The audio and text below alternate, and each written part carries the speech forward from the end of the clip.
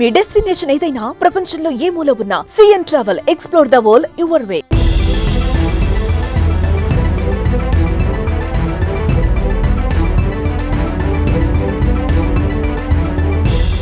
జర్మనీకి చెందిన ఓ భారీ కార్గో విమానం ప్రమాదవశాత్తు క్రాష్ అయింది. DHL సంస్థకు చెందిన బోయింగ్ 737 కార్గో ప్లేన్ లిథువేనియాలోని విల్నియస్ ఎయిర్పోర్ట్ సమీపంలో జనావాసాలపై కుప్పకూలింది. ఈ విమానం లిథువేనియాలోని విల్నియస్ ఎయిర్పోర్ట్లో ల్యాండ్ కావడానికి కొద్ది నిమిషాల ముందు సమీపంలోని లిప్కల్నిస్ అనే ప్రాంతంపై పడిపోయింది. లిథువేనియా కాలమానం ప్రకారం తెల్లవారుజామున 5:28 ఈ ప్రమాదం చోటు చేసుకుంది.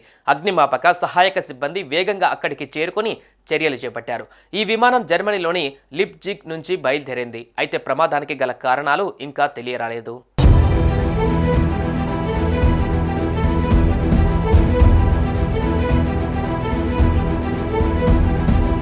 ఈ భారీ కార్గో విమానాన్ని DHL సంస్థ కోసం స్విఫ్ట్ ఎయిర్లైన్స్ అనే సంస్థ నిర్వహిస్తుంది.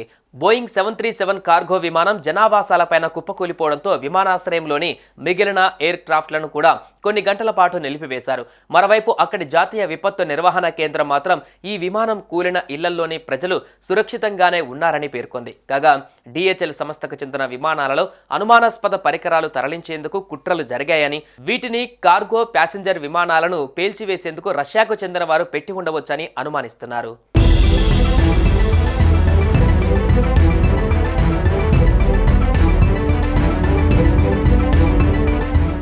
అప్పట్లో ఈ విమానాలు అమెరికా, కెనడాకు వెళ్లవలసి ఉంది. ఇప్పుడు కూడా జర్మనీలోని లిప్జిగ్, యూకేలోని బర్మింగ్హామ్లోని DHL లాజిస్టిక్స్ పేలుడు పదార్థాలను గుర్తించారు. మెగ్నీషియంతో తయారైన కొన్ని రకాల పేలుడు పదార్థాలను మసాజార్లలో అమర్చినట్లుగా తెలిచారు. ఇక వీటిని లిథువేనియా నుంచి యూకేకు పంపేలా ఏర్పాట్లు చేసినట్టుగా గుర్తించారు. ఈ కుట్ర వెనుక మాస్కో హస్తం ఉన్నట్లు భావిస్తున్నారు. కాగా ఈ ఆరోపణలను క్రెమ్లిన్ వర్గాలు తోసిపుచ్చాయి.